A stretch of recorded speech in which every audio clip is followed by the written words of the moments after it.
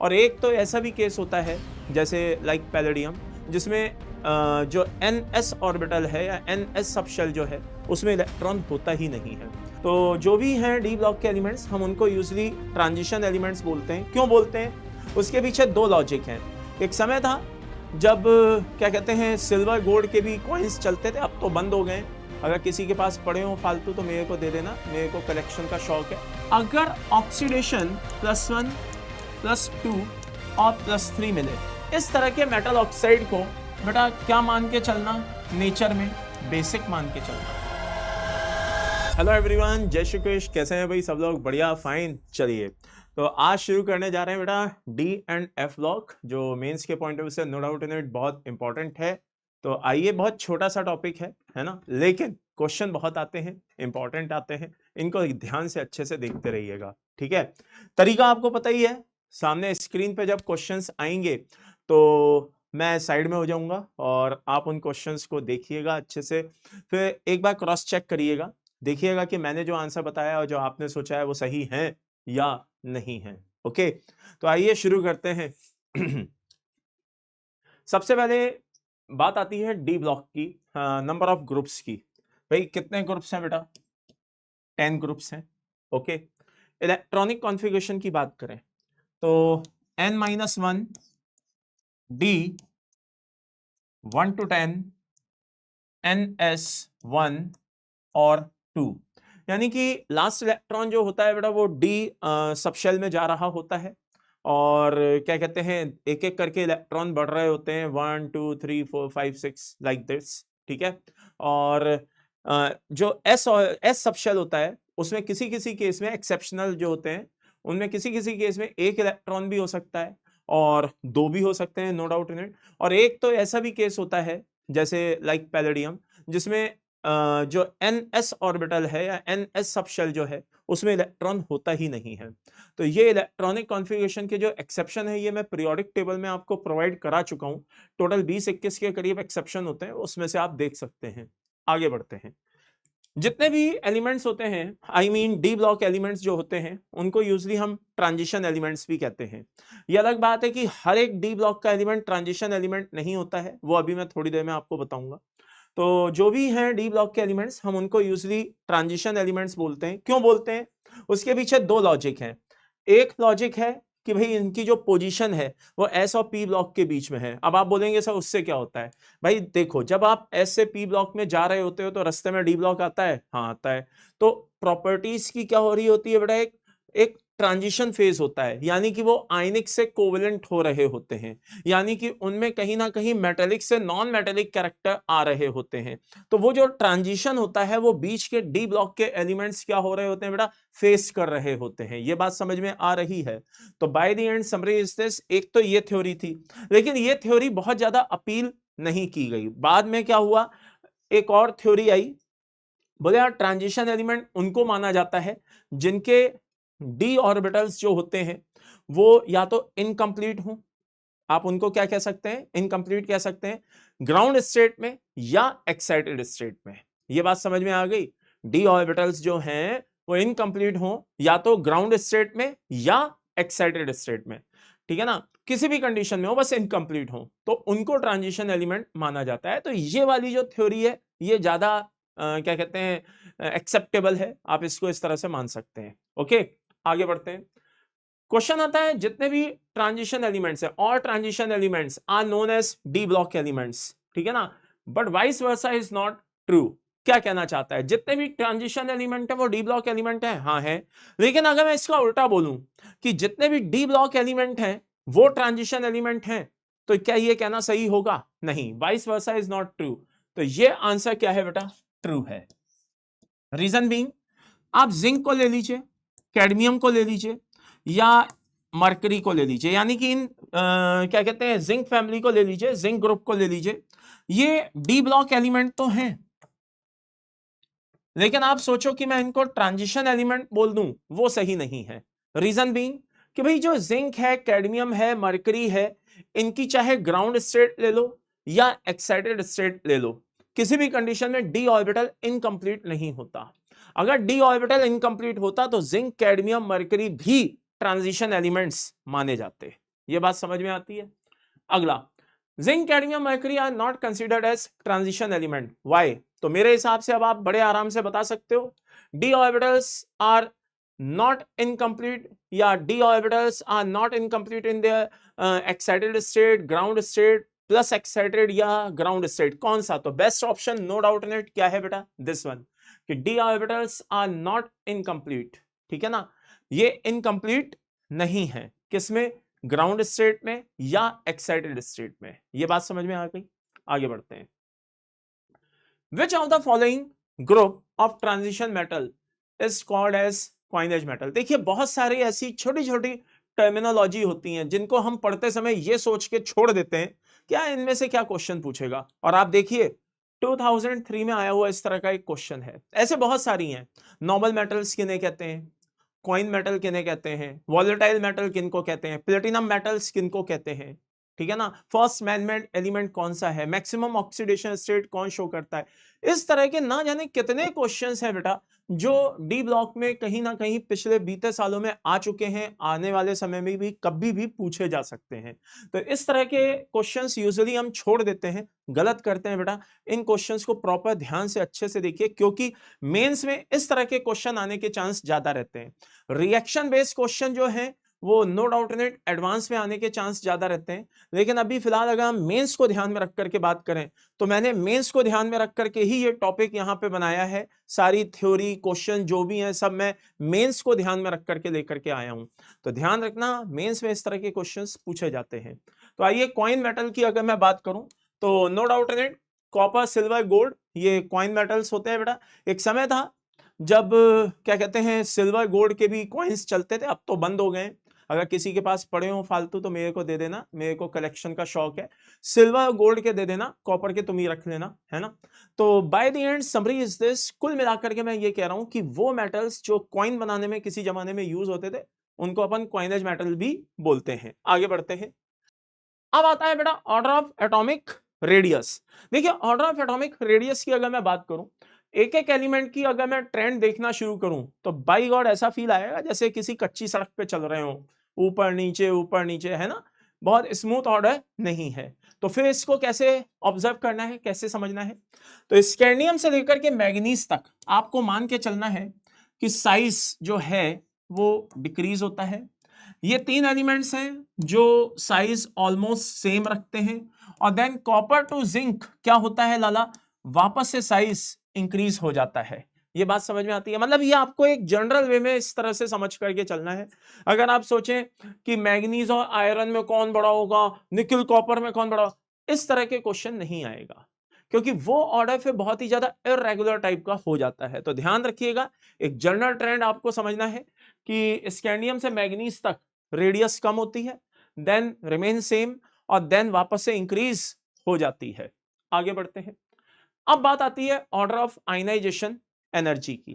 देखिए आप लोगों ने बहुत सी चीजें पढ़ी होंगी, जेड इफेक्टिव पढ़ा होगा, लेंथेनाइट कॉन्ट्रैक्शन पढ़ा होगा, है ना। आयनाइजेशन एनर्जी पढ़ने से पहले जेड इफेक्टिव पढ़ा होगा, लेंथेनाइट कॉन्ट्रैक्शन पढ़ा होगा। उन्हीं को ध्यान में रख करके, आई रिपीट, उन्हीं को ध्यान में रख करके एक ऑर्डर बनाया जाता है। क्या ऑर्डर बनाया जाता है, आइए मैं आपको बताता हूं। ये फर्स्ट ट्रांजिशन सीरीज है, ये सेकंड ट्रांजिशन सीरीज है, और ये थर्ड ट्रांजिशन सीरीज है। ये बात समझ में आ रही है? हाँ आ रही है। तो बेटा फर्स्ट सेकंड थर्ड ये जो ट्रांजिशन सीरीज है, इसमें ऑर्डर ऑफ आयनाइजेशन एनर्जी हमें कैसे समझ देखना है, ये समझने वाली बात है। यहां से यहां जब मैं जाता हूं तो बेटा साइज क्या होता है, इंक्रीज होता है, हाँ। और यहां से यहां जब मैं जाता हूं तो साइज क्या होता है बेटा, ऑलमोस्ट रिमेन सेम रहता है, हाँ। तो बेटा अगर साइज इंक्रीज हो रहा है तो आयनाइजेशन एनर्जी को क्या होना बनता है, डिक्रीज। और अगर यहां पे साइज कांस्टेंट है तो बेटा यहां से यहां जाने पे माना कि साइज कांस्टेंट है लेकिन जेड इफेक्टिव तो बढ़ रहा है, हाँ बढ़ रहा है, तो आयनाइजेशन एनर्जी भी क्या होगी बेटा, बढ़ेगी। आयनाइजेशन एनर्जी भी क्या होगी, बढ़ेगी। ये बात समझ में आ रही है, क्लियर है? आयनाइजेशन एनर्जी भी क्या होगी बेटा, बढ़ेगी। तो फर्स्ट से सेकंड जा रहा हूं, सेकंड से थर्ड जा रहा हूं, लाइक दिस। अब बात आती है कि सबसे ज्यादा इस कंडीशन में सबसे ज्यादा आयनाइजेशन एनर्जी किसकी होगी। तो ऑर्डर ऑफ आयनाइजेशन एनर्जी जो होता है बेटा वो थर्ड ट्रांजिशन सीरीज वालों का सबसे ज्यादा होता है, देन उससे कम फर्स्ट वालों का होता है, देन उससे कम सेकंड वालों का होता है। इसको ध्यान में रख करके मैं बात कर रहा हूं। क्या अगर यहां से यहां साइज बढ़ रहा है तो भाई सेकंड वाले की आयनाइजेशन एनर्जी कम होनी चाहिए, हाँ है। और यहां पे जाने पे जेड इफेक्टिव की वजह से आयनाइजेशन एनर्जी बढ़ रही है, तो थर्ड वाले में जेड इफेक्टिव सबसे ज्यादा होता है, इसका मतलब आयनाइजेशन एनर्जी भी उसकी सबसे ज्यादा होनी चाहिए। तो अगर इस ऑर्डर को ध्यान में रखूं तो by the end summary is this, third transition ये कौन सी सीरीज है बेटा, फर्स्ट, ये कौन सी है, सेकंड, ये कौन सी है, थर्ड ट्रांजिशन। ओके, तो थर्ड ट्रांजिशन सीरीज वालों की आयनाइजेशन एनर्जी सबसे ज्यादा होनी चाहिए, उससे कम फर्स्ट वालों की, और सबसे कम किसकी होनी चाहिए, सेकंड वालों की। तो ये पैटर्न बेसिकली हर एक फॉलो करे ये जरूरी नहीं है भाई, एक्सेप्शन तो है, एलिमेंट्स में एक्सेप्शन तो है उनके, ज्यादातर सारे के सारे अगर देखा जाए मैक्सिमम एक्सेप्शन जो है वो पीरियोडिक टेबल में है, और पीरियोडिक टेबल में भी किस में है, उनके ट्रेंड्स में। कहीं रेडियस में एक्सेप्शन है, कहीं आयनाइजेशन एनर्जी में एक्सेप्शन है, कहीं इलेक्ट्रॉन एफिनिटी, इलेक्ट्रॉन नेगेटिविटी में एक्सेप्शन है। तो हो क्या रहा है बेटा, इन एक्सेप्शंस को हमें एज इट इज एज्यूम करना पड़ेगा, मानना पड़ेगा, एक्सेप्ट करना पड़ेगा, क्योंकि जहां है क्वेश्चन, जहां है एक्सेप्शन वहां है क्वेश्चन, ये बात ध्यान रखना।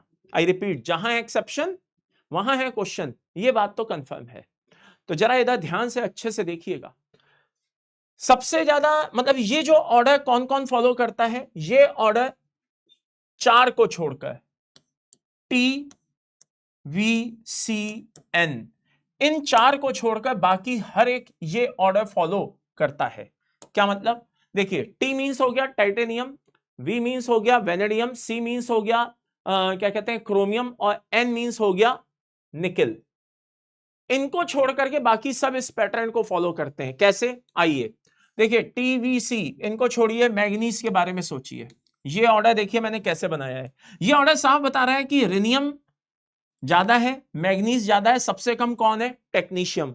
आप देख लीजिए यही ऑर्डर आ रहा है, सेकंड ट्रांजिशन सीरीज वाला सबसे कम दिखाई दे रहा है। ओके, फिर इसी तरह से आयरन, और ये वाला हो गया, इसी तरीके से ये भी हो गया, इसी तरीके से ये भी हो गया, इसी तरीके से ये भी हो गया।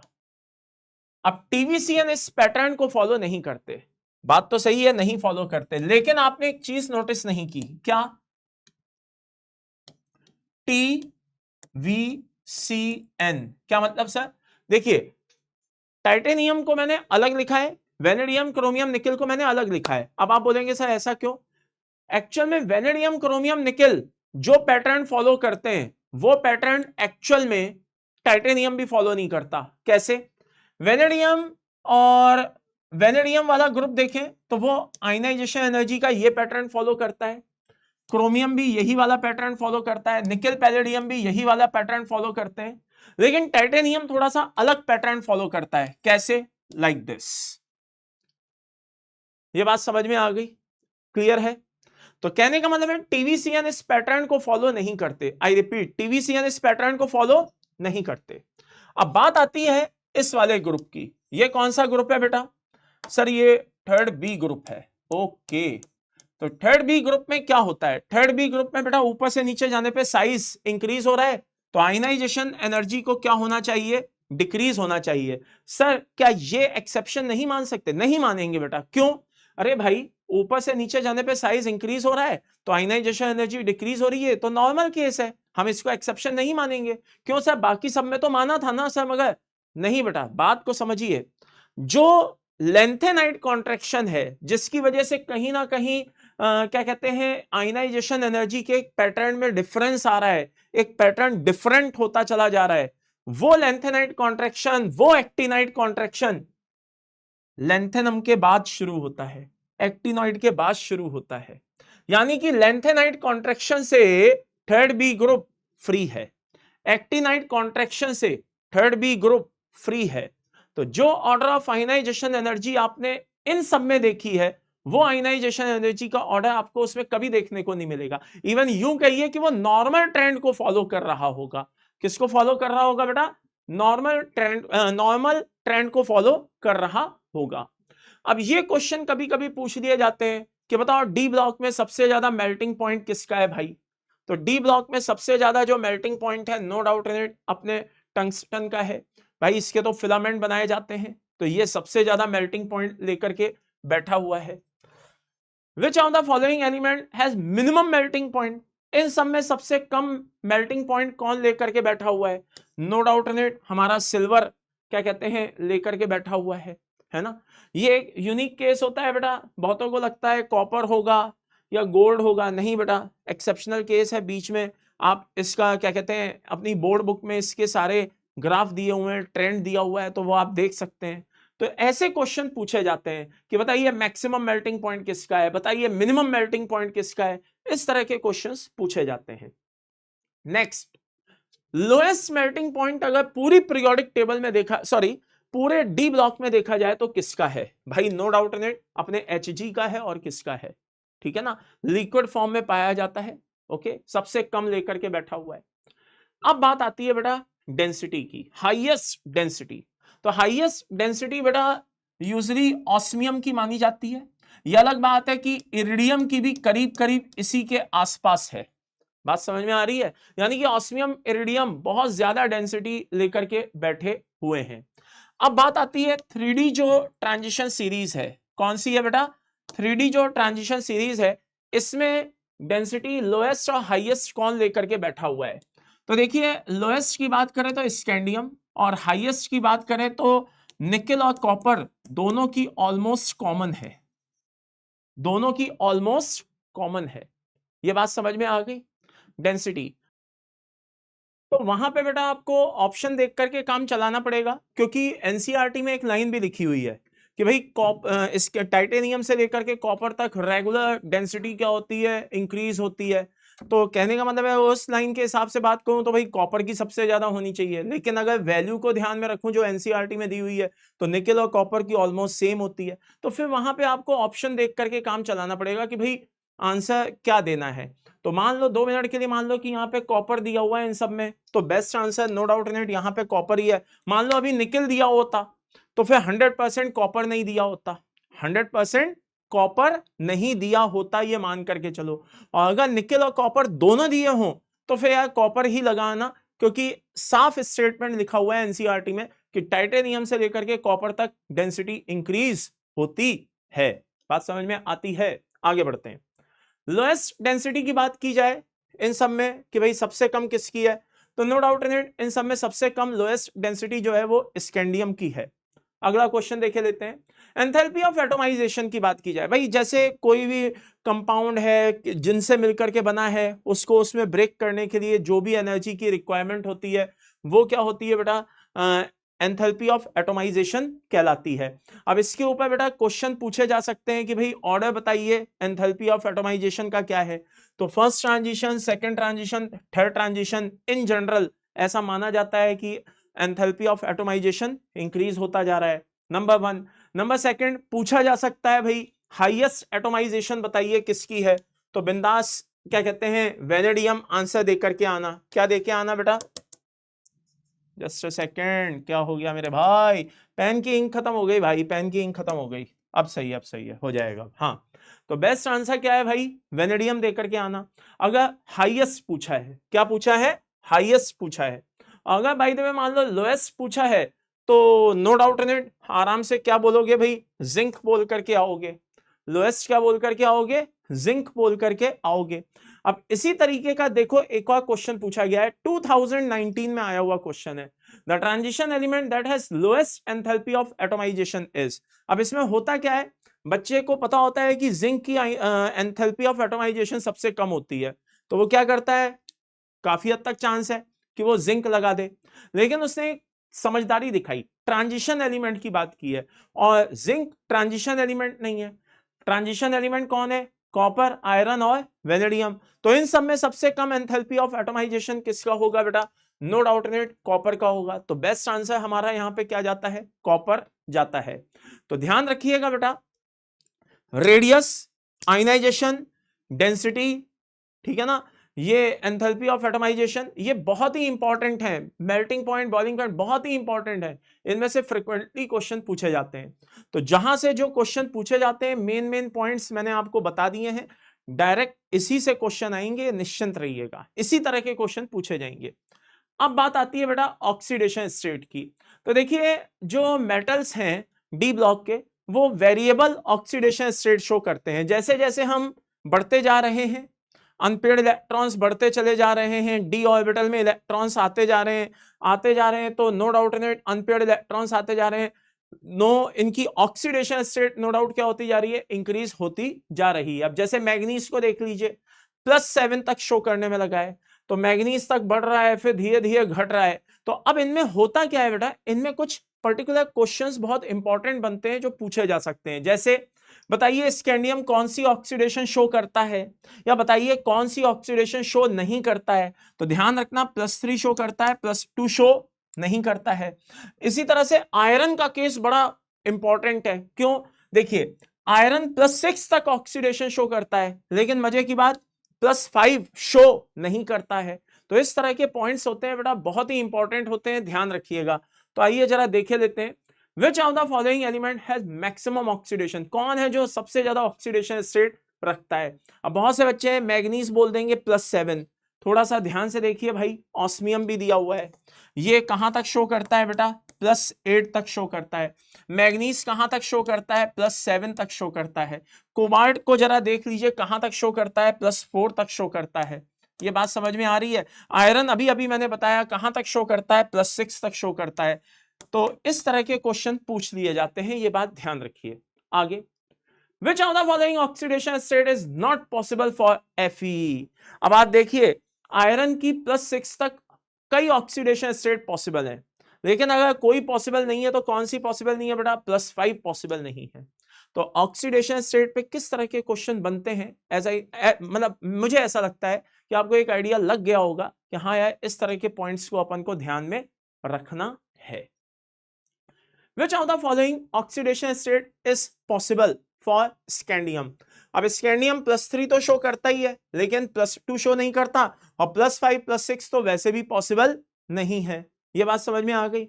अच्छा, स्टेबिलिटी की अगर मैं बात करूं तो डाउन द ग्रुप जाने पे स्टेबिलिटी ऑफ जो ऑक्सीडेशन स्टेट है डी ब्लॉक की, वो धीरे धीरे इंक्रीज होती चली जाती है, ठीक है ना। पी ब्लॉक में क्या होता है, हायर ऑक्सीडेशन स्टेट की स्टेबिलिटी कम होती है। यहां डी ब्लॉक में थोड़ा सा उल्टा केस है, हायर ऑक्सीडेशन स्टेट की स्टेबिलिटी क्या होती चली जाती है बेटा, बढ़ती चली जाती है। ये बात समझ में आती है। आगे, ऐसे कंपाउंड देकर के भी आपसे पूछ सकता है कि बताओ भाई इनकी ऑक्सीडेशन स्टेट क्या है। तो बेटा ये कोऑर्डिनेशन कंपाउंड आपके पड़े हुए हैं, निकेल है, आयरन है, दोनों क्या रखते हैं बेटा, 0 ऑक्सीडेशन स्टेट रखते हैं। क्या रखते हैं, 0 ऑक्सीडेशन स्टेट रखते हैं। ये क्वेश्चन बहुत ही शानदार है, बहुत ही खतरनाक है, जरा ध्यान से और अच्छे से सुनिएगा। एजीओ को देख करके किसी को भी लगेगा कि सिल्वर जो है वो +2 ऑक्सीडेशन स्टेट शो करता है, तो वो इसका आंसर क्या दे देगा, बॉम्बे। ये बात समझ में आ रही है। लेकिन सच्चाई ये है कि जो एजीओ है बेटा, वो सॉलिड स्टेट में, कौन सी स्टेट में, सॉलिड स्टेट में। केमिकल बॉन्डिंग में आप पढ़ते हो सॉलिड स्टेट हाइब्रिडाइजेशन, याद करो। जैसे आप लोग पढ़ते हो PCl5 ब्रेक होता है, PCl4+ और PCl6-, ये सब पढ़ते हो नहीं पढ़ते हो। तो उसी तरह से एजीओ जो होता है बेटा, बेसिकली वो कॉम्बिनेशन होता है किसका, Ag+ और AgO2-, यानी कि +1 और +3, इन दोनों का कॉम्बिनेशन होता है। ये बात समझ में आ रही है। तो by the end summary is this, अगर आपसे पूछा जाए बताइए एजीओ में एजी की ऑक्सीडेशन क्या है, तो बिंदास जवाब दीजिए बेटा, +1 +3 है। क्या है, +1 +3 है। Highest oxidation state among transition element is, बताओ भाई कौन है जो हाईएस्ट ऑक्सीडेशन स्टेट शो कर रहे हैं। भाई मैग्नीज +7 शो कर रहा है, वो अपनी जगह सही है, और ऑस्मियम रूथीनियम +8 शो करते हैं, वो अपनी जगह सही है। और आयरन सही नहीं है, आयरन क्या करता है, मैक्सिमम +6 शो करता है, +7 शो नहीं करता है। तो ऑप्शन के हिसाब से अगर इस क्वेश्चन को समझा जाए तो बेस्ट आंसर हमारा ABC हो गया। ये बात समझ में आ गई। आयरन कितना शो करता है, मैक्सिमम +6 शो करता है, +7 शो नहीं करता है। अगला, अब बात आती है मेटल ऑक्साइड की। देखो बेटा मेटल ऑक्साइड जो ये पूछे जाते हैं ना, इनमें ज्यादातर एक ही चीज पूछी जाती है, कौन सा कंपाउंड एम्फोटेरिक है, कौन सा कंपाउंड बेसिक है, कौन सा कंपाउंड एसिडिक है, ज्यादातर यही बस चीजें घुमा फिरा करके पूछी जाती हैं। तो आइए जरा मैं आपको बता दूं, ये मेटल ऑक्साइड है, ओके। अगर ऑक्सीडेशन +1 +2 और +3 मिले तो इस तरह के मेटल ऑक्साइड को, आई रिपीट, इस तरह के मेटल ऑक्साइड को बेटा क्या मान के चलना, नेचर में बेसिक मान के चलना। अगर यही ऑक्सीडेशन स्टेट +4 मिले तो क्या मान के चलना बेटा, एम्फोटेरिक मान के चलना। और यही ऑक्सीडेशन स्टेट अगर +5 +6 और +7 मान करके चले तो क्या मान के चलना बेटा, एसिडिक मान करके चलना। अब आप बोलेंगे सर इसका कोई एग्जाम्पल, हाँ बिल्कुल। देखो अगर मैं आपसे बोलूं ये CRO है, हाँ या ना, जस्ट अ सेकेंड, ये MNO है, हाँ, और ये MnO2 है, हाँ, और ये Mn2O7 है, तो ये क्या होना चाहिए, ये +2 है, हाँ है, तो इसके हिसाब से ये क्या होना चाहिए, बेसिक, हाँ ये बेस है। Mn2O7 इसके हिसाब से क्या होना चाहिए, एसिडिक, ये एसिड है। और MnO2 इसके हिसाब से क्या होना चाहिए, एम्फोटेरिक, हाँ ये एम्फोटेरिक है। बात समझ में आ रही है। लेकिन फिर भी कुछ जो मैंने यहां पे वैल्यूज लिखी हैं, +1 +2 +3 +4, ये वो फलाना ढिमाका, कहीं कहीं पे बेटा ये वैल्यूज में कहीं ना कहीं पे कुछ एक्सेप्शन देखने को मिलते हैं। कैसे, आइए मैं आपको बताता हूं।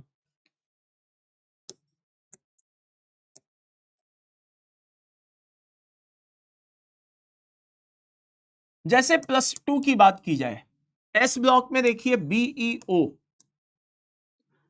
+2 कैसा होना चाहिए था, बेसिक होना चाहिए था, हाँ, BeO एम्फोटेरिक है।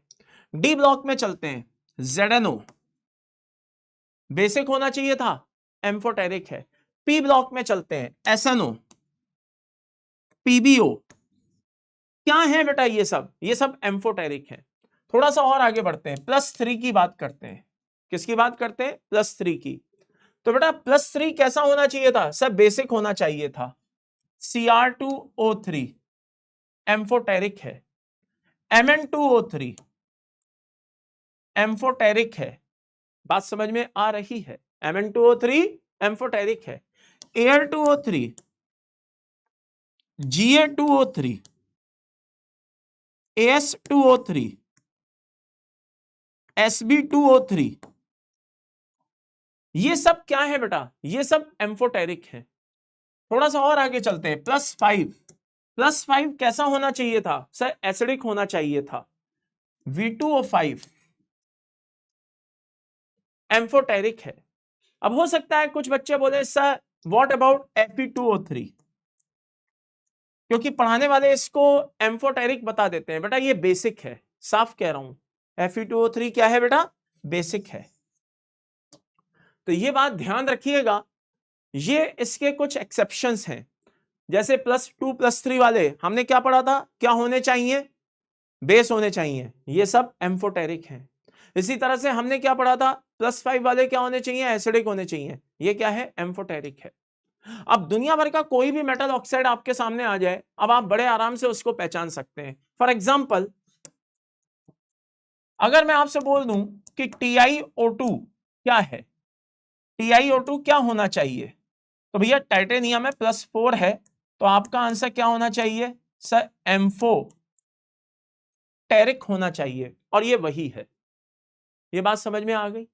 तो जिस तरीके से मैंने आपको फिलहाल मेटल ऑक्साइड का बताया, मुझे पता है आपके मन में एक विचार आएगा सर नॉन मेटल का भी बता दो ना, तो आओ भाई नॉन मेटल को भी डिस्कस कर ही लेते हैं, लगे हाथों।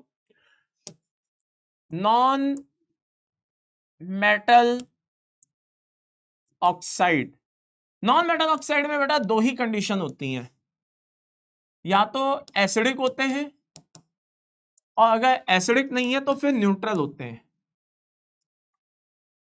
तीसरी कोई कंडीशन नहीं होती। अब आप बोलेंगे एसिडिक कौन होते हैं, न्यूट्रल कौन होते हैं, तो बेटा न्यूट्रल याद रख लो, NO होता है, N2O होता है और CO होता है। अगर इन तीन को याद रख लो कि ये तीन न्यूट्रल होते हैं, तो बेटा इसके अलावा बाकी सारे के सारे कैसे होते हैं? एसिडिक नेचर के होते हैं। जितने भी नॉन मेटल ऑक्साइड होते हैं वो सब एसिडिक नेचर के होते हैं। कुछ बच्चे बोलेंगे सर H2O का क्या बोले सर, H2O भी तो न्यूट्रल होता होगा। बेटा मैं नहीं, बुक कहती है आपकी बोर्ड बुक, वो एक तरह का एम्फोटेरिक है, ठीक है ना। H+ आयन ले भी सकता है, दे भी सकता है, लाइक दैट।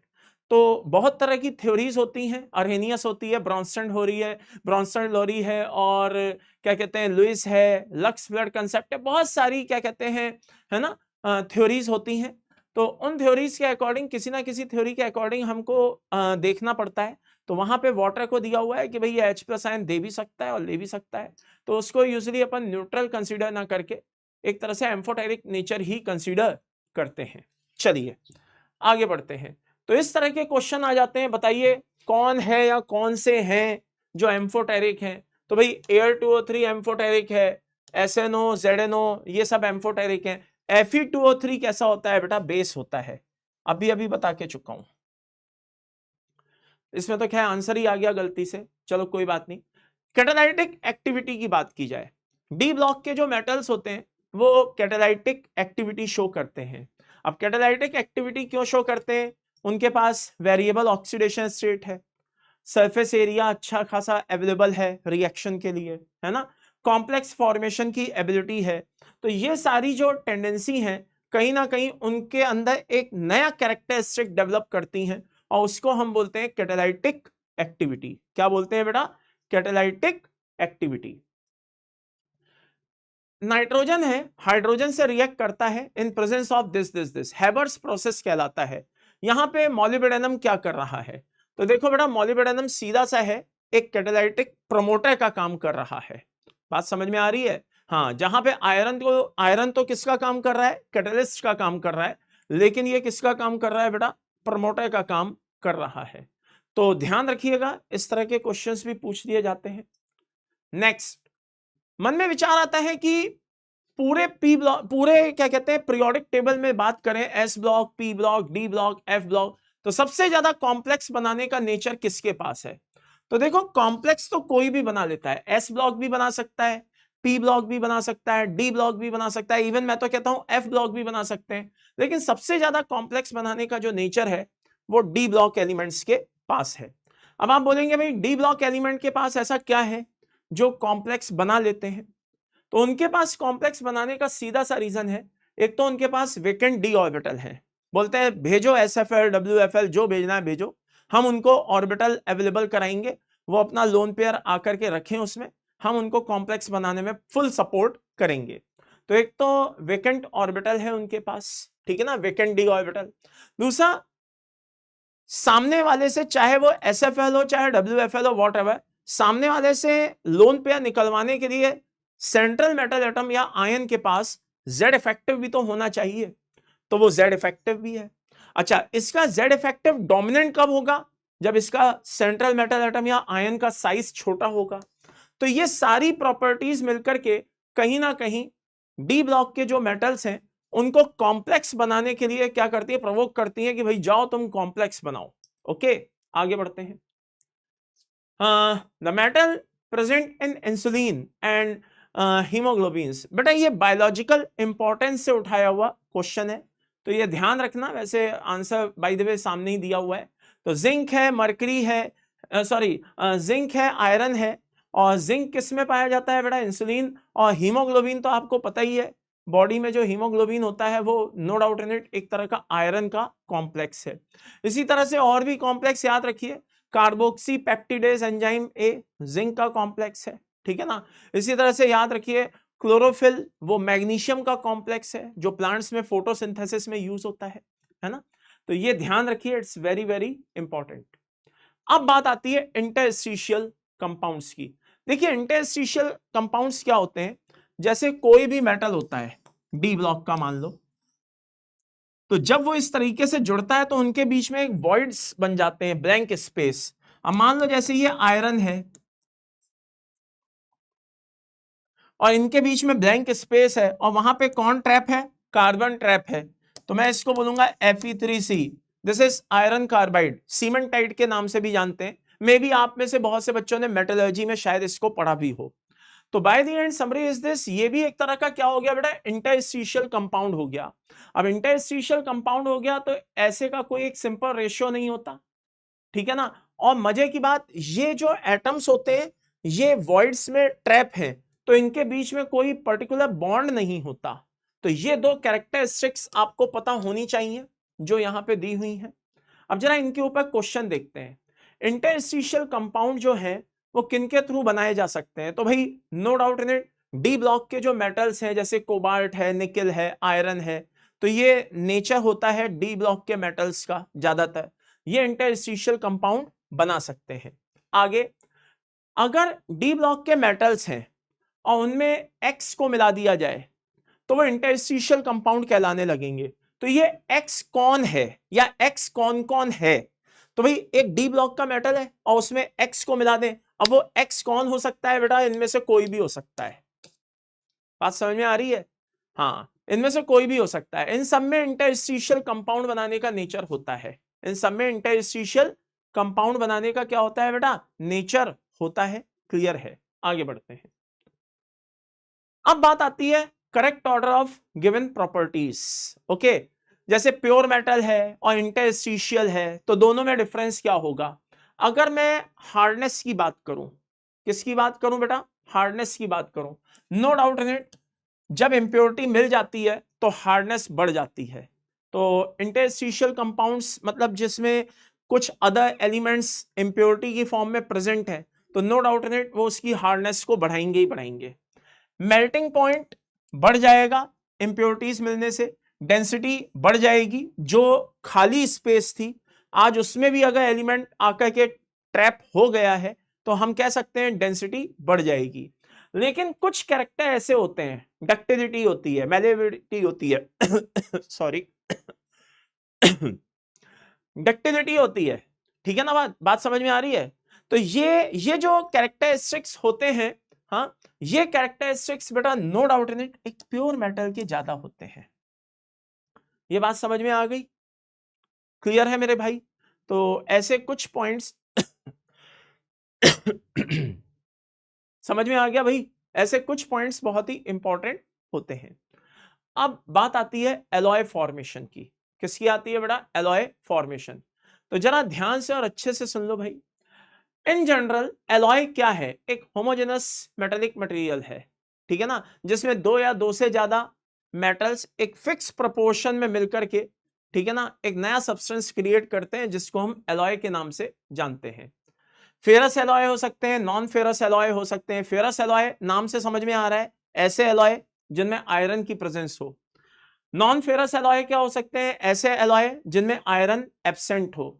तो अब आप बोलेंगे क्या सर ये याद रखने पड़ेंगे? देखो यार, मतलब एक आध बार ऐसा एलॉय के ऊपर बेस क्वेश्चन तो आया है, मैं मना तो नहीं करूंगा कि नहीं आया, आया तो है, लेकिन ठीक ठाक आता है, सिंपल सोबर आता है कि आप कर सको, ठीक है ना।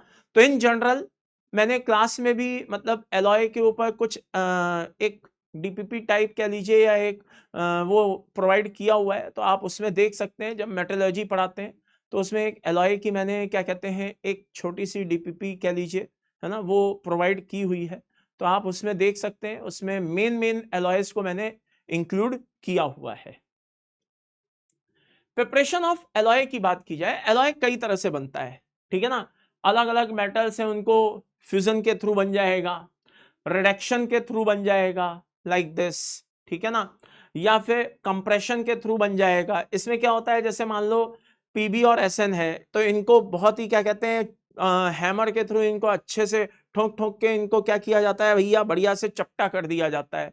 और सारी शीट्स जो होती हैं मान लो दोनों मेटल्स की हैं तो उनको एक साथ रख दिया जाएगा, फिर उसके ऊपर रोलर को पास कराया जाएगा, हैवी रोलर को। तो मेटल्स क्या होते हैं एक दूसरे से बिल्कुल फिक्स हो जाते हैं, तो ये एक तरह का क्या हो जाता है बेटा, एलॉय बन करके तैयार हो जाता है कंप्रेशन के थ्रू, है ना।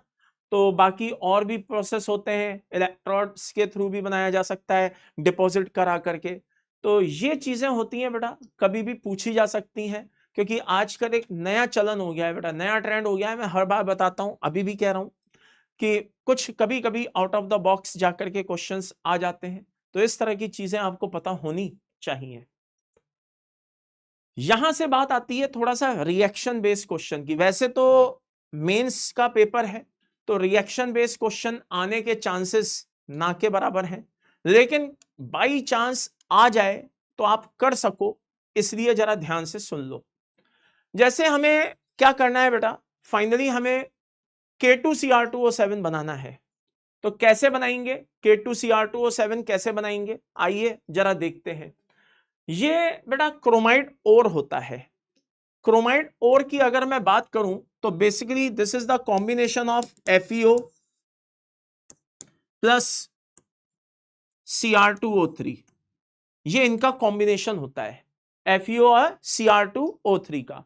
सोडियम कार्बोनेट के साथ इसकी रिएक्शन कराई जाती है इन प्रेजेंस ऑफ ऑक्सीजन या एयर। एयर क्या करता है बेटा, FeO को ऑक्सीडाइज करता है। FeO को क्या करता है बेटा, ऑक्सीडाइज करता है, और FeO को ऑक्सीडाइज करके Fe2O3 में बदल देता है।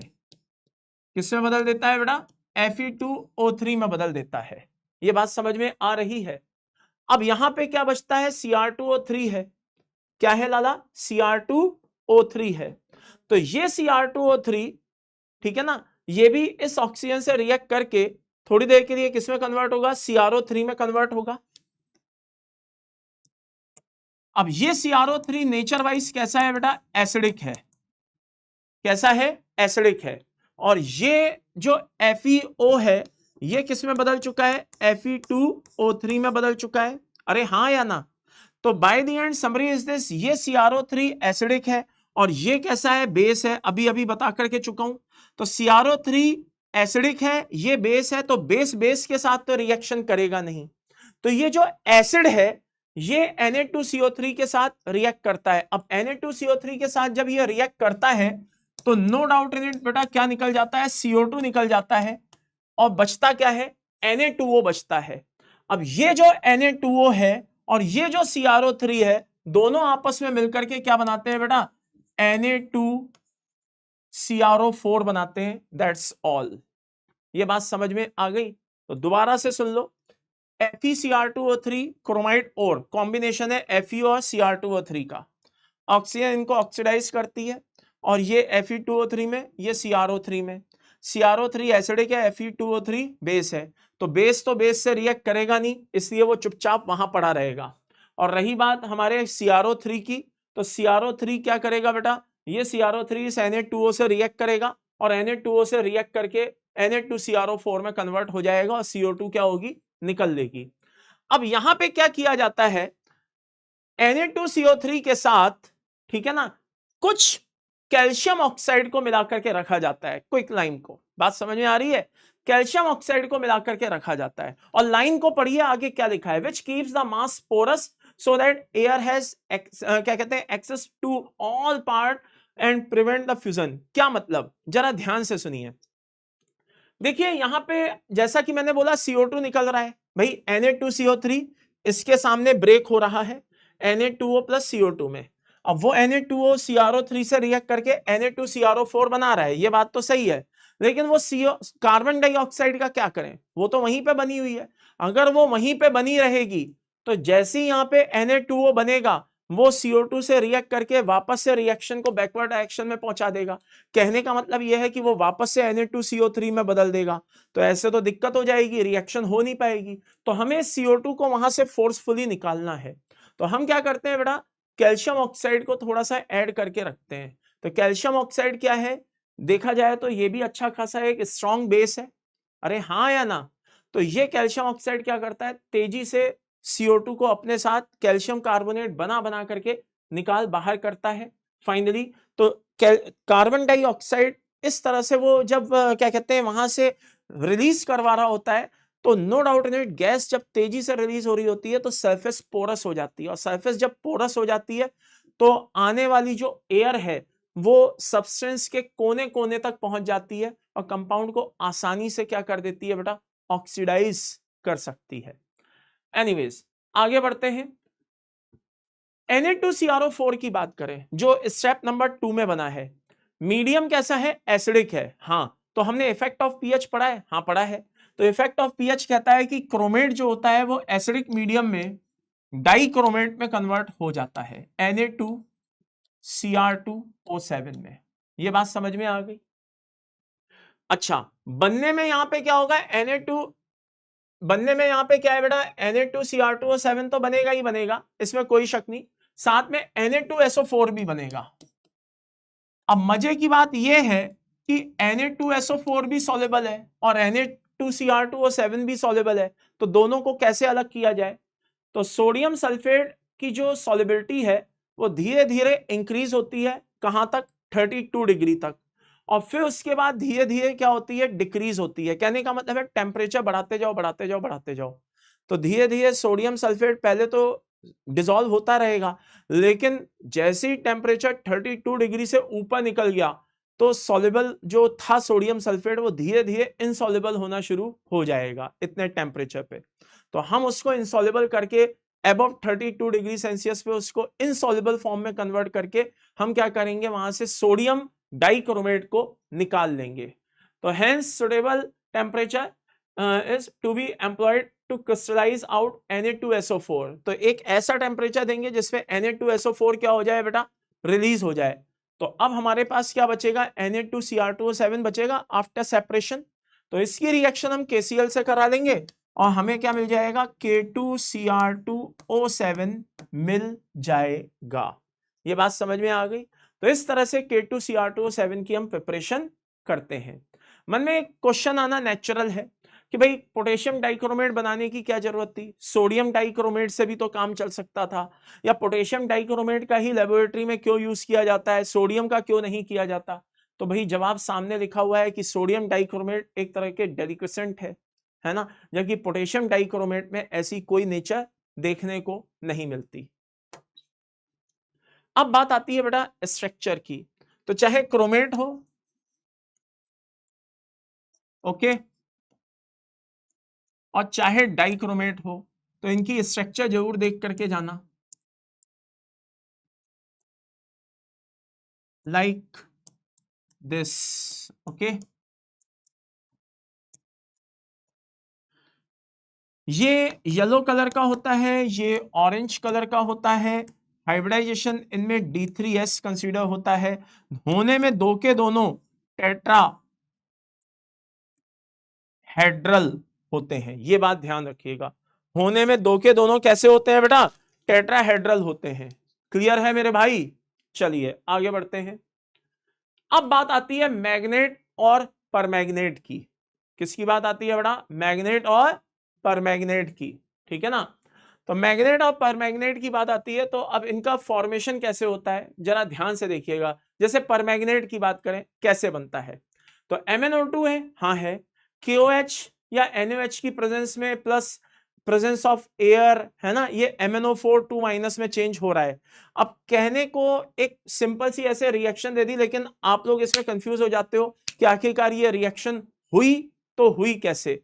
तो आइए मैं आपको बताता हूं ये रिएक्शन कैसे हुई, जरा ध्यान से सुनिएगा। MnO2 है, हाँ है, ये KOH है, हाँ है, ये ऑक्सीजन है, हाँ है। तो ये रिएक्शन कैसे हो रही है जरा ध्यान से देखना। सबसे पहले MnO2 ऑक्सीजन से रिएक्ट करके किस में बदल जाएगा बेटा, MnO3 में। अब MnO3 ठहरा कैसा, एसिडिक नेचर का, और ये MnO3 के सामने कौन होगा बेटा, KOH होगा, ओके।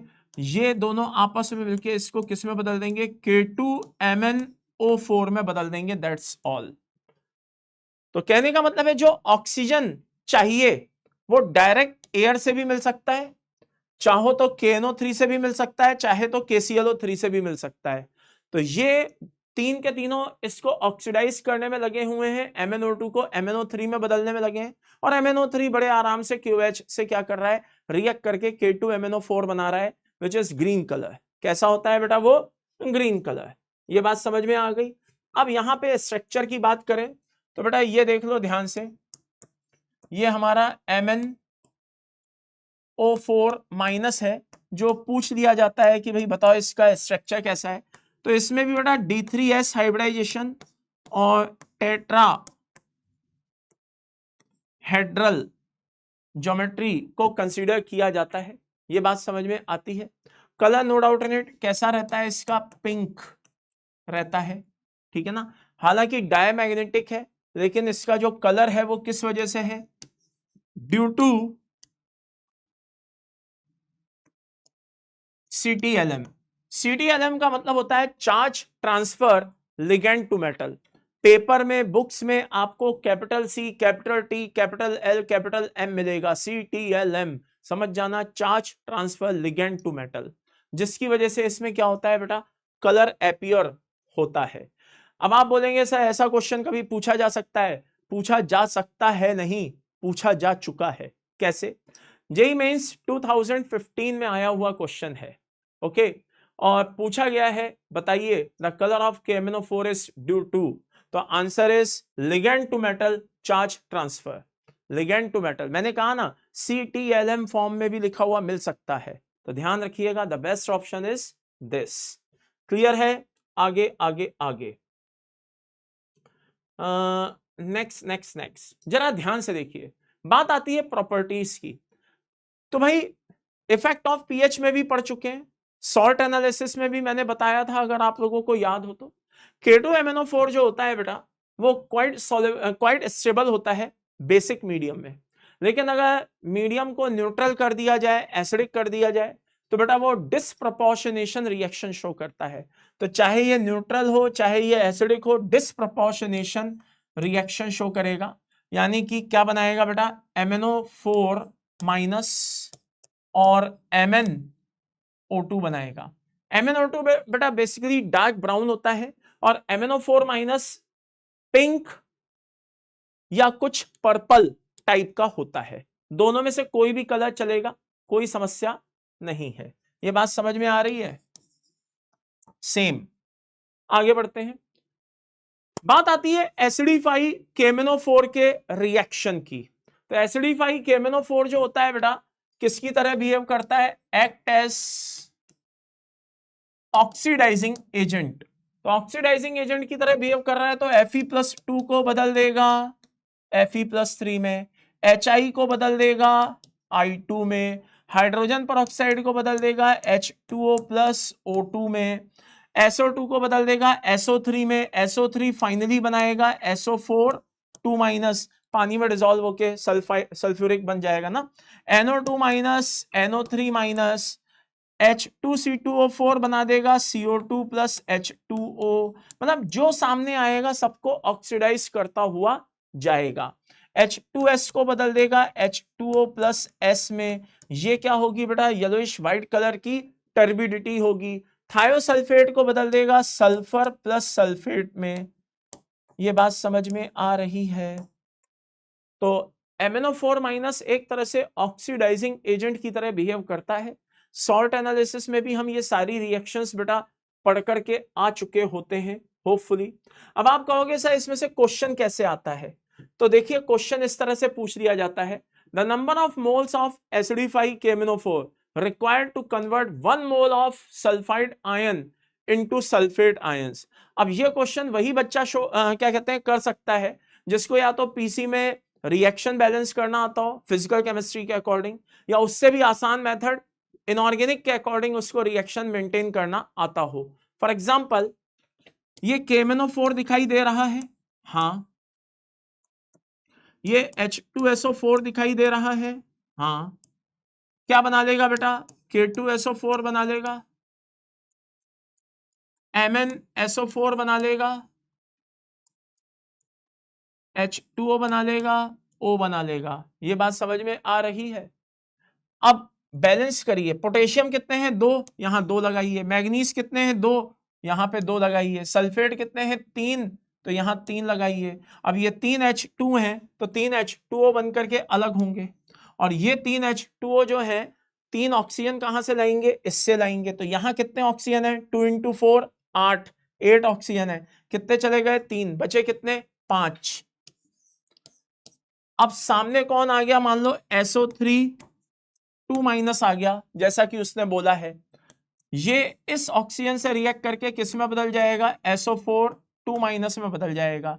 तो एक SO3 को एक ऑक्सीजन चाहिए, तो ऐसे कितने ऑक्सीजन है 5, तो नीचे वाली रिएक्शन भी कितने से मल्टीप्लाई हो जाएगी 5 से। तो the by the end summary is this, अगर आपसे पूछा जाए द बेस्ट आंसर क्या होगा भाई, कि 2 मोल 5 को क्या कर देंगे, ऑक्सीडाइज कर देंगे। तो इस तरह का क्वेश्चन वही क्लियर कर सकता है बेटा, वही बच्चा बता सकता है जिसको क्या कहते हैं ये रिएक्शन मैकेनिज्म पता हो। क्लियर है। इसके बाद बात आती है बेटा ऑक्सीडाइजिंग प्रॉपर्टी की। तो मैंने बोला ना कि MnO4 है, न्यूट्रल है या फिर एल्कलाइन सॉल्यूशन है, तो उसमें कैसे बिहेव करता है। आई रिपीट, न्यूट्रल है या एल्कलाइन सॉल्यूशन है, उसमें कैसे बिहेव करता है जरा ध्यान से अच्छे से देख लेना। जैसे MnO4 माइनस है, मीडियम कैसा है, बेस है। हाँ वेरी सिंपल, यार हमको पता है MnO4 माइनस बेसिक मीडियम में क्या बनाएगा, MnO4 2 माइनस ही बनाएगा। न्यूट्रल मीडियम है तो क्या बनाएगा भाई, MnO2 बना देगा। बात समझ में आ रही है। तो ये मतलब अगर आपको इफेक्ट ऑफ पीएच पता है तो आप बड़े आराम से बता सकते हैं कि कहां क्या बनेगा। हीटिंग इफेक्ट की बात करें तो थोड़ा सा ये दिमाग में बैठाने वाली बात है, या यूं कहिए याद रखने वाली बात है कि भाई क्या क्या बनता है। तो अगर आप KMnO4 को हीट करेंगे तो K2MnO4 बनता है ग्रीन कलर, और साथ में बनता है MnO2। MnO2 जो बनता है बेटा वो ध्यान रखना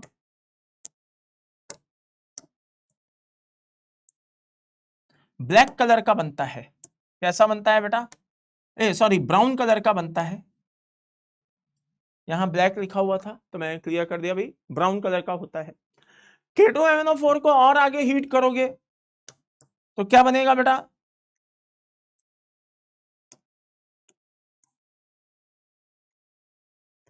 K2MnO3 का फॉर्मेशन होगा। किसका फॉर्मेशन होगा, K2MnO3 का फॉर्मेशन होगा, और साथ में क्या निकल जाएगी, ऑक्सीजन। तो भैया ये याद रखने वाली चीज है, IBI इंफॉर्मेशन बट इंपॉर्टेंट। बात समझ में आ रही है। चलिए आगे बढ़ते हैं। क्वेश्चन आता है कि आयरन बिकम्स पैसिव बाय किससे और due to formation of what. तो याद करो सॉल्ट एनालिसिस में अपन ये चीज पढ़ करके आ चुके हैं कि जब हाईली कंसंट्रेटेड HNO3 होता है 80% HNO3, तो वो चारों ओर क्या करता है, मेटल के चारों ओर मेटल ऑक्साइड की लेयर बना देता है, और मेटल ऑक्साइड की लेयर बनने की वजह से फिर वो मेटल फर्दर रिएक्ट नहीं कर पाता है। अब वो answer best option no doubt 80% concentrated HNO3 होगा, और ऑक्साइड की जो लेयर है वो क्या होगी बेटा, Fe3O4 की होगी। याद रखिए सेम प्रोसेस और किसके साथ हो सकता है, याद करिए मैंने बताया था सेम प्रोसेस HClO4 के साथ भी हो सकता है। अगर आपको याद हो तो बता चुका हूं, सेम प्रोसेस जो कंसंट्रेटेड HNO3 के साथ हो रहा है वही सेम प्रोसेस किसके साथ हो सकता है बेटा, HClO4 के साथ भी हो सकता है। अब बात आती है बेटा F ब्लॉक की, जरा ध्यान से और अच्छे से सुनना। यहां से देखिए F ब्लॉक क्या है ना, पूरा थ्योरी बेस है। अब ऐसे चैप्टर के क्वेश्चन लगाने का फायदा तब तक नहीं है जब तक कि आप उसके थ्योरी वाले वो पॉइंट्स को ना जानते हो, ना समझते हो कि भाई कहां से क्वेश्चन आ सकता है। अगर ये आपको पता है तब तो क्वेश्चन लगाना सही है, अगर नहीं पता है तो पहले इन पॉइंट्स का पता होना जरूरी है। रीजन बीइंग आपको पता है कि F ब्लॉक पूरा का पूरा प्योर थ्योरी बेस है। और सबसे मजे की बात, इट्स वेरी वेरी इंपॉर्टेंट कि एफ ब्लॉक जो होता है बेटा मेंस के पॉइंट ऑफ व्यू से बहुत ही इंपॉर्टेंट होता है। एडवांस में तो फिर भी क्वेश्चन आने के चांसेस कम हैं क्योंकि थ्योरी बेस्ड चैप्टर है और वहां तो रिएक्शन बेस्ड चीजें ज्यादा आती हैं एडवांस में तो, लेकिन मेंस में तो थ्योरी बेस्ड चीजें पूछे जाने के चांसेस सबसे ज्यादा है। इसलिए एफ ब्लॉक जो है मेंस के पॉइंट ऑफ व्यू से बहुत ही इंपॉर्टेंट है। तो मैं वो सारे पॉइंट्स का कलेक्शन लेकर के आया हूं जहां से सीधे सीधे क्वेश्चन पूछा जा सकता है। तो आइए जरा देखते हैं क्या है। सबसे पहले बात आती है एलिमेंट इन विच, ठीक है ना, elements in which the additional electron enters in, किस में एंटर होता है भाई साहब, n-2f में एंटर होता है। ये 4f हो सकता है, 5f हो सकता है, जिसमें भी एंटर हो रहा है एफ ब्लॉक एलिमेंट कहलाएगा। ठीक है, इनर ट्रांजिशन है ना, एलिमेंट्स भी इनको बोलते हैं एफ ब्लॉक को। आगे बात आती है लेंथेनाइड सीरीज की। तो बेटा 58 से लेकर के 71 तक लेंथेनाइड सीरीज है। दो तरह की सीरीज होती है, लेंथेनाइड और एक्टिनाइड, सबको पता है। और 90 से लेकर के 103 तक ये दूसरी सीरीज है, लेंथेनाइड और एक्टिनाइड। ये बात समझ में आ गई। लेंथेनाइड्स को बेसिकली रेयर अर्थ एलिमेंट्स के नाम से भी जाना जाता है। जनरल कॉन्फ़िगरेशन ये है, एलिमेंट्स आपके सामने हैं। नेक्स्ट अब कुछ पॉइंट्स हैं, मैं साइड में हो जाता हूं, एक एक पॉइंट बोलता जाऊंगा, आप ध्यान से सुनते जाइएगा, ठीक है ना। कॉमन ऑक्सीडेशन स्टेट की बात की जाए तो भाई होने में +2 भी शो करते हैं, +4 भी शो करते हैं, लेकिन बात यहां कॉमन ऑक्सीडेशन की हो रही है, तो +3 इसका बेस्ट आंसर है। लेकिन कुछ एलिमेंट्स, ठीक है ना, आई रिपीट, कुछ एलिमेंट्स, ठीक है ना, ये क्या शो करते हैं बेटा, +4 ऑक्सीडेशन स्टेट रखते हैं। यूरोपियम यूट्रेबियम तो क्या रखते हैं बेटा, केवल +2 ही रखते हैं। It's very very important. Okay, आगे मतलब आप एक भी पॉइंट इसमें से स्किप नहीं कर सकते हैं, ये मेरी गारंटी है। रीजन, कहीं से इनमें से कोई सा भी पॉइंट डायरेक्ट क्वेश्चन में आप देखेंगे, देख लेना पेपर में, तो मैंने बहुत ही सिलेक्टेड पॉइंट्स उठाए हैं और इन पॉइंट्स को आपको अच्छे से ध्यान रखना है, पढ़ के जाना है, ठीक है ना। यूरोपियम यूट्रेबियम कितनी रखते हैं भाई, +2 रखते हैं। सीरियम कैसा होता है बेटा, एक गुड एनालिटिकल रिएजेंट होता है। और कुछ elements no doubt in it +4 oxidation state रखते हैं, लेकिन केवल और केवल किसके साथ, ऑक्साइड के साथ, किसके साथ, ऑक्साइड के साथ। ओके, यूरोपियम एक स्ट्रॉन्ग रिड्यूसिंग एजेंट है, ठीक है ना। आगे सिमिलरली यूट्रेबियम भी एक कैसा है, इस तरह का कॉन्फ़िगरेशन रखता है। ओके, तो मतलब मेन इंपॉर्टेंट पॉइंट्स हैं जो आपको पता होने चाहिए। अब देखिए 2002 में इस तरह का एक क्वेश्चन आया हुआ है, तो इसका नो डाउट बेस्ट आंसर क्या होगा, answer is a. Properties of lanthanide की बात करें भाई, सिल्वरी होता है, वाइट सॉफ्ट, ठीक है ना। हार्डनेस बढ़ती है एटॉमिक नंबर बढ़ने के साथ। समारियम जो है सबसे हार्ड, बहुत ही हार्ड होता है, जस्ट लाइक अ स्टील, स्टील हार्ड होता है। गुड कंडक्टर होते हैं हीट और इलेक्ट्रिक के। डेंस, हाईली डेंस होते हैं, मेल्टिंग पॉइंट हाई होता है, लेकिन कोई एक रेगुलर ट्रेंड नहीं होता है। लो आयनाइजेशन एनर्जी होती है, ठीक है ना, comparable to alkaline earth metal के। और जब लो आयनाइजेशन एनर्जी है तो बहुत अच्छे इलेक्ट्रो पॉजिटिव होंगे। कहां गया, कहां गया, कहां गया, कहां गया, यहां कहीं पे वो पॉइंट था। अगर आयनाइजेशन एनर्जी बहुत ही कम है तो वो नो डाउट इन इट कैसे होंगे बेटा, हाईली इलेक्ट्रो पॉजिटिव होंगे, ठीक है ना। आगे बढ़ते हैं, next next next next. Lanthanum के जो हाइड्रोक्साइड्स हैं वो मोस्ट बेसिक, लीस्ट बेसिक कौन से हैं, ये पता होना चाहिए। किस तरह के कार्बाइड्स बनाते हैं हाइड्रोलाइसिस पे, है ना, किस तरह का कार्बाइड बनेगा ये इससे डिपेंड करता है। ओके, यूरोपियम और यूट्रेबियम ऐसे हैं जो लिक्विड अमोनिया में ठीक वैसे ही डिसॉल्व हो जाते हैं जैसे एस ब्लॉक के एलिमेंट लिक्विड अमोनिया में डिसॉल्व होकर के अमोनिनेटेड मेटल, अमोनिनेटेड इलेक्ट्रॉन बनाते हैं। वैसे तो इनकी कॉम्प्लेक्स बनाने की कोई खास टेंडेंसी नहीं होती है, बात समझ में आ रही है, लेकिन ल्यूटीशियम है जो बना लेता है बहुत अच्छा, तो ऐसी चीजें पूछी जाती हैं। गुड रिड्यूसिंग एजेंट होते हैं। मिश मेटल इनका बहुत बड़ा एक इंपॉर्टेंट फैक्टर है कि ये मिश मेटल बनाते हैं। अब आप बोलेंगे सर ये मिश मेटल क्या होते हैं, कॉम्बिनेशन होता है बेटा लेंथेनाइड प्लस आयरन, बात समझ में आ रही है, कॉम्बिनेशन होता है। आगे बढ़ते हैं, ये कुछ पर्टिकुलर स्पेसिफिक रिएक्शंस हैं जो आपको पता होनी चाहिए, आई रिपीट, ठीक है ना। लेंथेनम जैसे ऑक्साइड के साथ किस तरह का ऑक्साइड बनाएगा, और एसिड के साथ क्या देगा, हेलोजेंस के साथ क्या करेगा, कार्बन के साथ क्या करेगा, ये एक पूरा आपको एज इट इज पता होना चाहिए। अब बात आती है एप्लीकेशन ऑफ लेंथेनाइड्स की, तो सीरियम का यूज बहुत ज्यादा होता है, one of the most useful element है पूरे लेंथेनाइड्स में। कहां कहां यूज होता है भाई, इसकी सिरेमिक एप्लीकेशंस होती हैं, ठीक है ना, डीकलराइजिंग में यूज होता है। ओके, और मैन्युफैक्चरिंग ऑफ कुछ क्रूसिबल्स होते हैं, रिफैक्ट्री मटेरियल्स होते हैं, उनमें इसका यूज होता है, फैक्ट्रीज में होता है, ठीक है ना। और डाइज में होता है, पेंट्स में होता है, टेक्सटाइल और लेदर इंडस्ट्री में होता है। ओके, मिश मेटल बनाने में यूज होता है, अभी अभी जैसे मैंने बताया। तो ये इसके कुछ पर्टिकुलर स्पेसिफिक पॉइंट्स हैं जो आपको हर हालत में पता होने चाहिए। आगे बढ़ते हैं, बात आती है एक्टिनाइड्स की, ठीक है ना। इलेक्ट्रॉनिक कॉन्फ़िगरेशन की बात करें, किसकी बात करें बेटा, इलेक्ट्रॉनिक कॉन्फ़िगरेशन की, तो वही N-2 F 1 to 14 N-1 D 0 और 1 NS2, ठीक है भाई। और लास्ट इलेक्ट्रॉन जो है एंटर होता है भाई, एक्टिनाइड है तो no doubt in it, last electron कहाँ एंटर होता है 5f में। ये उसके कुछ इंपॉर्टेंट एलिमेंट्स हैं। नेचुरल एक्टिनाइड्स कौन से हैं? शुरू के तीन नेचुरल हैं। ट्रांस यूरेनियम क्या होते हैं भाई? यूरेनियम आफ्टर यूरेनियम, यूरेनियम के बाद जो भी एलिमेंट्स हैं आफ्टर यूरेनियम, यूरेनियम के बाद जो भी एलिमेंट्स हैं वो ट्रांस यूरेनियम कहलाते हैं। ओके, कुछ इंपॉर्टेंट हैं, थ्योरियम हो गया, यूरेनियम हो गया, प्लूटोनियम हो गया। किसमें यूज होता है भाई? जैसे फ्यूल रॉड्स में होता है थ्योरियम, प्लस कैंसर वो कैंसर को क्या कहते हैं ट्रीटमेंट में भी यूज किया जाता है। उसी तरह से यूरेनियम का यूज भी न्यूक्लियर इंडस्ट्री में किया जाता है, न्यूक्लियस में किया जाता है फ्यूल फॉर्म में। बाकी और इंडस्ट्रीज हैं जैसे ग्लास है, टेक्सटाइल है, इनमें भी किया जाता है, मेडिसिन में भी। प्लूटोनियम का यूज किस में किया जाता है? एटॉमिक रिएक्टर्स में किया जाता है। पॉइंट्स पता होने चाहिए। Oxidation state of actinide, common oxidation इसकी भी भाई वही है, मोस्ट प्रोबेबली +3 है। हाईएस्ट, अब ये पॉइंट दोनों बहुत ही इंपॉर्टेंट है, हाईएस्ट बट अनस्टेबल ऑक्सीडेशन। तो देखो यार, हाईएस्ट है लेकिन अनस्टेबल है तो वो +7 है, और अगर हाईएस्ट बट स्टेबल पूछा है तो वो +6 है।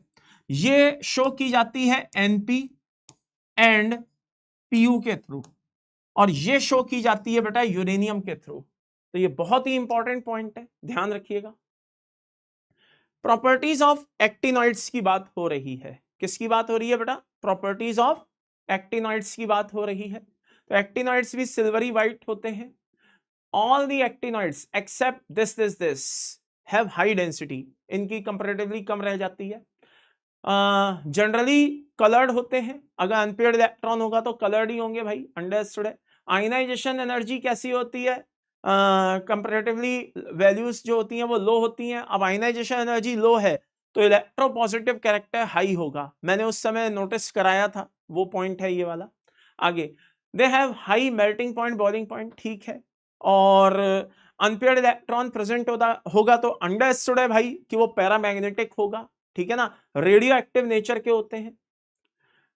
अब बात आती है लेंथेनाइड और एक्टिनाइड में कंपैरिजन की। तो अगर पॉइंट्स जो रिजेंबल करते हैं वो क्या है? दोनों ही +3 शो करते हैं, दोनों ही बहुत अच्छे रिड्यूसिंग एजेंट होते हैं, पैरामैग्नेटिक भी हो सकते हैं, कलर्ड भी हो सकते हैं। बात समझ में आ रही है? क्लियर है? बोथ ऑफ देम शो क्या होता है भाई, रेगुलर अगर देखा जाए तो इनकी जो साइज है वो कम होता जाता है, ठीक है ना, वही लेंथेनाइड एक्टिनाइड कॉन्ट्रैक्शन। ओके, आगे कुछ इनमें डिफरेंस भी हैं, जैसे मोस्ट कॉमन ऑक्सीडेशन की बात की जाए लेंथेनाइड में तो +3 है, लेकिन इसके अलावा ये +2 +4 भी शो कर सकता है। तो वो क्या है बेटा? +3 है लेकिन +4 +5 +6 भी शो कर सकता है। Lanthanide have less tendency towards complex formation. Okay, उनकी कैसी है भाई? कंपैरेटिवली ज्यादा है कॉम्प्लेक्स बनाने की नेचर, ठीक है ना। प्रोमेथियम को छोड़ दिया जाए तो नॉन रेडियो एक्टिव है, वो सारे के सारे रेडियो एक्टिव है, ठीक है ना। और इनके जो ऑक्साइड और हाइड्रोक्साइड्स हैं ये लेस बेसिक हैं, वो मोर बेसिक हैं। तो ये जो एफ ब्लॉक के मेन पॉइंट्स थे आपने देख ही लिया, प्योर थ्योरी बेस है, कोई भी ऐसी चीज नहीं है जो बहुत ज्यादा कुछ खास समझने वाली हो। मैक्सिमम पॉइंट्स जो है वो आपके थ्योरी वाले हैं, ठीक है।